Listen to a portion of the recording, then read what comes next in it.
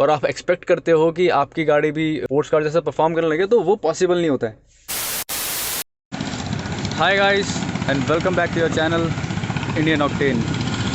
तो यार सबसे पहले तो मैं आपको बताना चाहूँगा कि हमारे चैनल के इंडियन ऑक्टेन के पहले 100 सब्सक्राइबर पूरे हो चुके हैं और मतलब मेरे को काफ़ी खुशी है और मैं काफ़ी मतलब शुक्रगुज़ार हूँ उन लोगों का जिन्होंने इस वीडियो को मतलब जिन्होंने वीडियोस देखी, लाइक करी, शेयर करी, सब्सक्राइब करा। मतलब मेरे लिए तो यार काफ़ी मतलब बड़ी अचीवमेंट है ये 3-4 हफ्ते में 100 सब्सक्राइबर होना। और मेरे को लगता है कि यार सब्सक्राइब किसी चैनल को तभी करता है जब या तो उसकी वीडियोस काफ़ी अच्छी लगती हों, काफ़ी अच्छी वीडियोस हो, या फिर उम्मीद हो कि वीडियोस काफ़ी अच्छी होने वाली है। तो उम्मीद यही रहेगी यार कि अच्छी से अच्छी वीडियोस आएँ, क्योंकि जैसे आपको पता ही है इंडियन ऑटोमोबाइल इंडस्ट्री काफ़ी तेज़ी से एक्सपैंड हो रही है और बहुत सारी गाड़ियाँ, बहुत सारी अच्छी टेक्नोलॉजी इंडिया में मिलने वाली है, इंडिया में आ रही है। तो सारी ऑटोमोबाइल से रिलेटेड मैं अच्छी से अच्छी वीडियो, इन्फॉर्मेटिव वीडियोस मैं लाता रहूँगा। तो चलिए आज की वीडियो के बारे में बात कर लेते हैं। तो आज की वीडियो रहने वाली है, जैसे कि आपने पुरानी वीडियो भी आपने देखी थी कि हम बात कर रहे थे कार मॉडिफिकेशन के बारे में। तो हमने बात करी थी कार मॉडिफिकेशन से इंश्योरेंस पे क्या फ़र्क पड़ता है। बट आज हम बात करने वाले हैं कि मॉडिफिकेशन आखिर में इंडिया में इलीगल है क्यों, किस चीज़ों की वजह से इलीगल हुआ, कब हुआ, और जो मॉडिफिकेशन का सबसे पॉपुलर चीज़ है जैसे टायर मॉडिफिकेशन, जो टायर लोग मॉडिफाई कराते हैं, तो उसमें इन मॉडिफिकेशन से परफॉर्मेंस पे क्या फ़र्क पड़ता है और उनमें भी किस लिमिट तक मॉडिफिकेशन आज के टाइम पे पॉसिबल है। तो चलिए शुरू करते हैं। हाँ, तो सबसे पहले तो बात कर लेते हैं कि कार मॉडिफिकेशन इंडिया में मतलब बंद कब हुई। ये बात है यार 2019 की, जब सुप्रीम कोर्ट से ऑर्डर आया था कि लिस्ट डाउन करी थी उन्होंने कि ये सारी मॉडिफिकेशंस, ये नहीं कहूँगा कि मैं सारी बैन थी, बट उस लिस्ट में से काफ़ी सारी चीज़ें बैन हो गई थी और काफ़ी ज़्यादा मॉडिफिकेशंस जो लोग कराते हैं ज़्यादातर नॉर्मली, वो लिमिट हो गई थी, रिस्ट्रिक्ट हो गई थी। मतलब कि आप एक लिमिट रेंज में ही मॉडिफाई कर सकते हो, उसके बाहर मॉडिफाई नहीं कर सकते हो। उसके बाहर आपको फिर आपका मतलब जो कॉन्सिक्वेंसेस होते हैं कि आपकी आरसी सस्पेंड कर देते हैं और चालान तो होता ही है। तो 2019 में ये हुआ था, तब से मॉडिफिकेशन को लेकर काफ़ी स्ट्रिक्टनेस आ गई थी। और बात की जाए तो यार सबसे बड़ा मेन रीज़न मॉडिफिकेशन को लेकर बैन करना या जो भी रिस्ट्रिक्शंस गवर्नमेंट ने लाए थे उनका मेन रीज़न तो सेफ्टी से रिलेटेड था। जो सबसे कॉमन मॉडिफिकेशंस जो लोग कराते आ रहे हैं, जो कि काफ़ी लोगों को पसंद है, बॉडी कार का अपना कलर चेंज कर देना, या तो रैप करा के या पेंट करा के, या फिर शीशे टेंट करा लेते हैं, ब्लैकआउट करा लेते हैं, जेड ब्लैक भी कराते थे पहले। बट पहले ऐसा होता था कि पहले अगर कार की डिटेल्स और आरसी की डिटेल अगर मैच नहीं होती तो इतना कुछ स्ट्रिक्ट नहीं था उस पर। अगर किसी पुलिस वाले ने चालान कर दिया तो ठीक है, वरना कभी कभी बच जाते थे। बट अब ऐसा हो गया कि अगर आपकी कुछ भी फिज़िकल डिटेल्स अगर जो कि गाड़ी में दिख रही है और आरसी में कुछ और है, तो फिर आपको भारी जुर्माना भरना पड़ता है। एक तो आपकी आरसी सस्पेंड होने के काफ़ी चांसेस रहते हैं, अगर हैवी मॉडिफिकेशन करा रखा है तो हो भी जाती है, और चालान तो आपका होती है, और चालान काफ़ी ज़्यादा हैवी हो गया है, हर एक मॉडिफिकेशन का चालान हो गया है। तो जितना ज़्यादा मॉडिफाई कराओगे उतना भारी चालान आपका बनेगा। अब छोटा मोटा मैं आइडिया दे दूं आपको कि किस तरह के रिस्ट्रिक्शंस आए हैं। तो जैसे कि तो फॉर एग्जांपल जैसे बात करते हैं कि ग्लासेस टिंट कराने का, तो ये चीज़ बैंड नहीं हुई है बट लिमिट हो गई है। जैसे कि फॉर एग्जांपल फ्रंट की विंडशील्ड और आपका रियर का शीशा, इसकी लिमिट हो गई है कि इसको आप 70% विजिबिलिटी रख सकते हो। मतलब कि आप इसमें टेंट 30% टेंट करा सकते हो मैक्सिमम, उससे ज़्यादा कराओगे तो आपको चालान वालान लग जाएगा। और साइड ग्लासेस की बात करें, जो विंडो ग्लासेस होते हैं, तो इनकी लिमिट है 50%। मतलब आप 50% विजिबिलिटी रखो और मतलब कि ज़्यादा से ज़्यादा आप 50% टेंट कर सकते हो इसको, उससे ज़्यादा नहीं कर सकते, अलाउड नहीं है।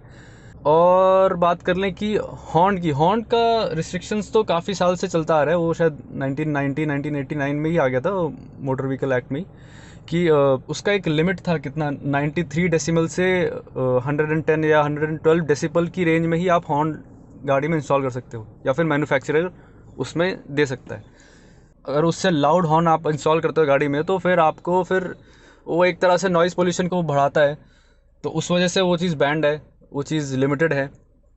तो इस तरह के रिस्ट्रिक्शंस काफ़ी ज़्यादा आ गए हैं आजकल मॉडिफिकेशन में, कि गाड़ी का आप वेट ज़्यादा नहीं बढ़ा सकते हो। गाड़ी का वेट लिमिट हो गया कि आप गाड़ी में अगर कुछ भी इंस्टॉल कराते हो तो आपका गाड़ी का कर्व वेट जो होता है, जो गाड़ी खाली कार का वेट होता है, वो ऑलमोस्ट शायद एक क्विंटल 100 किलो से ज़्यादा नहीं जाना चाहिए। तो इस तरह के रिस्ट्रिक्शंस आ गए हैं।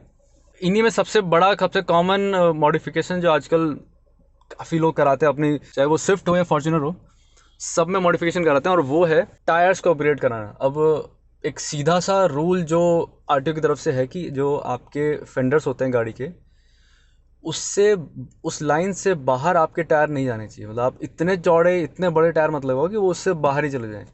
तो उतनी लिमिट है, उतना आप करा सकते हो, उतना अलाउड है।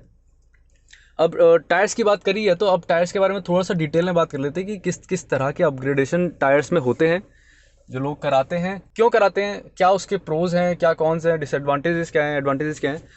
क्योंकि काफ़ी लोगों को पता नहीं होता कि इसका आउटकम कैसे निकलने वाला है, परफॉर्मेंस के ऊपर, हैंडलिंग के ऊपर, सेफ्टी के ऊपर।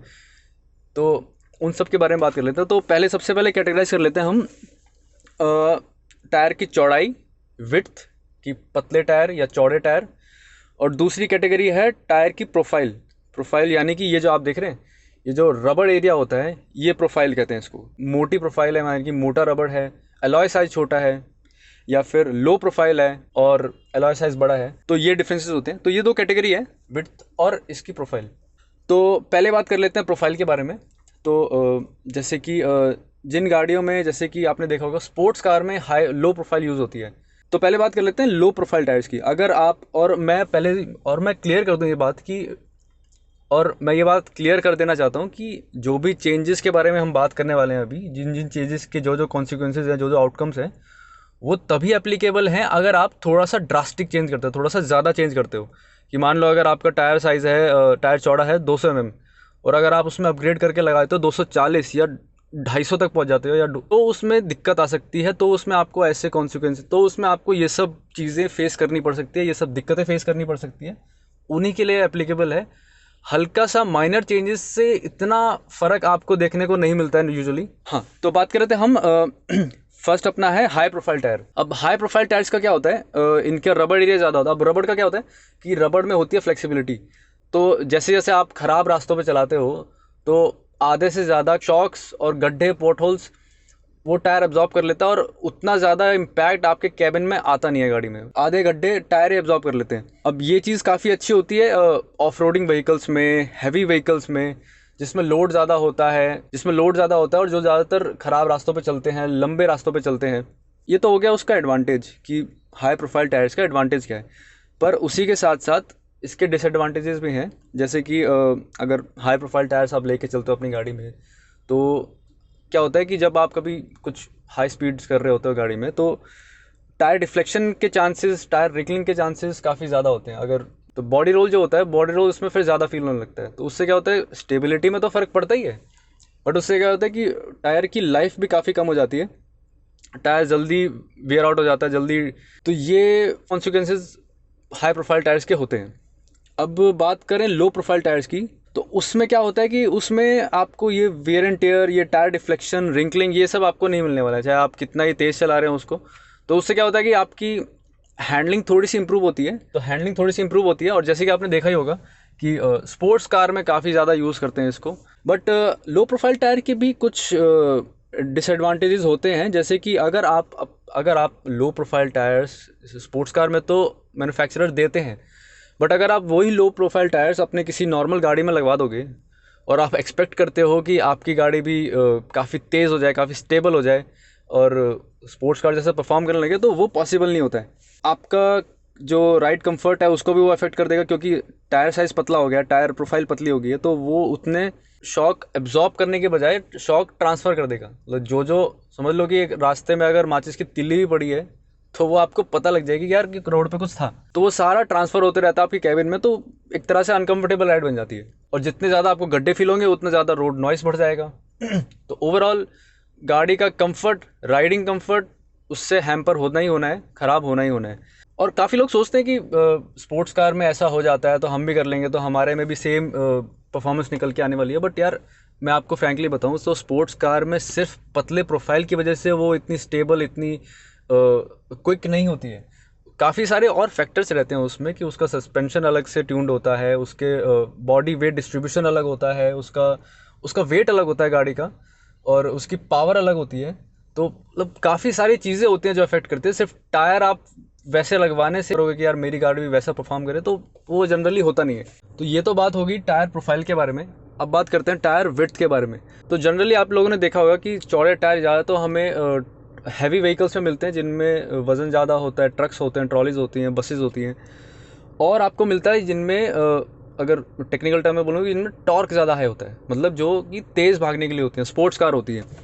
अब स्पोर्ट्स कार में इसका क्या काम होता है कि जैसे कि उनमें टॉर्क बहुत ज़्यादा होता है, और टॉर्क एक तरह से रेडियल फोर्स होता है। जैसे कि आपका टायर घूमता है तो एक इंजन जो टॉर्क प्रोड्यूस करती है वो ट्रांसफर होता है आपके टायर्स में। उस टॉर्क की वजह से टायर्स में कुछ फोर्स लग रहा होता है, रोलिंग फोर्स लग रहा होता है जब गाड़ी चल रही होती है या जब ब्रेकिंग ले रही होती है। तो वो टॉर्क जब टायर्स में ट्रांसफर होता है तो जो नेट फोर्स जो टायर्स एक्सपीरियंस करते हैं, वो अगर आप चौड़े टायर लगवाते हो, अगर उसकी विड्थ आप इंक्रीज कर देते हो, तो उससे क्या है कि आपका कॉन्टैक्ट एरिया बढ़ जाता है, रोड पे जो कॉन्टैक्ट एरिया है वो बढ़ जाता है। तो उससे क्या होता है कि आपका नेट जो फोर्स है, जो फोर्स टायर पे लग रहा है, वो थोड़ा रिड्यूस हो जाता है। उससे क्या होता है कि वियर एंड टेयर कम हो जाता है, टायर की थोड़ी सी लाइफ बढ़ जाती है, और आपको ट्रैक्शन अच्छा मिलता है आपको। इसलिए स्पोर्ट्स कार में ज़्यादातर यूज़ होता है, या फिर जो जिनकी एक्सेलरेशन बहुत ज़्यादा होती है उनमें काफ़ी ज़्यादा चौड़ा टायर आपने देखा होगा। पर इन चौड़े और वाइड टायर्स के भी डिसएडवांटेजेस काफ़ी ज़्यादा हैं। तो जैसे कि चौड़ा टायर होने की वजह से क्या होता है कि कॉन्टैक्ट एरिया नीचे का बढ़ जाता है। अब उससे होता क्या है कि टायर में जो प्रेशर पड़ रहा होता है वेट की वजह से, वो थोड़ा सा रिड्यूस हो जाता है, क्योंकि आपने नीचे का एरिया बढ़ा दिया। अब देखा जाए तो वो स्पोर्ट्स कार के लिए अच्छा नहीं भी होता है, क्योंकि स्पोर्ट्स कार काफ़ी ज़्यादा लाइट होती है। तो लाइट व्हीकल में अगर आप उसका जो प्रेशर है वो प्रेशर रिड्यूस कर दोगे, तो उसका गाड़ी का ट्रैक्शन कम हो जाता है, गाड़ी की हैंडलिंग कमज़ोर हो जाती है। आप अगर हाई स्पीड पर चलाओगे तो वो ट्रैक्शन नहीं मिलता और गाड़ी इधर उधर भागती है। अब उसके लिए स्पोर्ट्स कार में क्या किया जाता है कि उसके डायनेमिक्स इंप्रूव करते हैं, उसको और एरोडायनेमिक बनाते हैं। तो उससे क्या होता है कि जब गाड़ी चल रही होती है तो एयर फ्लो से, ड्रैग फोर्स से गाड़ी का वजन, नेट वजन बढ़ जाता है, और उससे क्या होता है कि टायर्स पे प्रेशर बढ़ जाता है, जिससे कि अच्छी ग्रिप मिलती है और अच्छा ट्रैक्शन मिलता है। तो ऐसे ट्विक्स करने पड़ते हैं, तब जाके उन टायर्स का अच्छा यूज़ निकल पाता है। एक और जो बहुत नेग्लेक्टेड डिसएडवांटेज है वाइड टायर्स का, जो कि हम में से काफ़ी लोग देखते भी नहीं है, वो है कि माइलेज पे। अब वाइड टायर से क्या होता है, आपका ट्रैक्शन बढ़ता है तो आपका रोलिंग रेजिस्टेंस बढ़ जाता है। तो मतलब आपकी गाड़ी को और ज़्यादा जोर लग रहा है चलने में उन चौड़े टायर के साथ। तो उससे क्या होता है कि आपका माइलेज काफ़ी ज़्यादा गिर जाता है। अगर आप बहुत ही ज़्यादा वाइड टायर लगा दोगे तो माइलेज में काफ़ी अच्छा फ़र्क पड़ने वाला है। तो ये कुछ फैक्टर्स थे जो कि टायर अपग्रेडेशन से पहले हमें ध्यान में रखने होते हैं, ताकि हम थोड़ा सा सही तरीके से अपने कार के लिए टायर चूज़ कर सकें, तो अपना टायर साइज़ चूज़ कर सकें। और इस वीडियो में हमने उन चीज़ों के बारे में अभी ज़्यादातर बात नहीं करा कि टायर क्वालिटी के बारे में, कि जैसे कि काफ़ी तीन चार तरह के टायर क्वालिटीज़ आते हैं। हाईवे टायर्स आते हैं, ऑल टेरेन आते हैं, ऑफ रोड टायर्स आते हैं। तो उसके बारे में मैंने अभी इसमें बात नहीं करी, क्योंकि वो एक परफॉर्मेंस ओरिएंटेड मॉडिफिकेशंस होते, तो मैंने अभी के लिए साइड कर दिया। अगर आप चाहते हैं कि उसके बारे में बात कर सकें कि हम कौन सा टायर चूज़ करना चाहिए, कौन सा बेटर होगा हमारी गाड़ी के लिए, तो वो चीज़ आप कमेंट्स में मेंशन कर सकते हैं। तो उसके लिए एक और नई वीडियो ले आएंगे हम। तो इस वीडियो में इतना ही।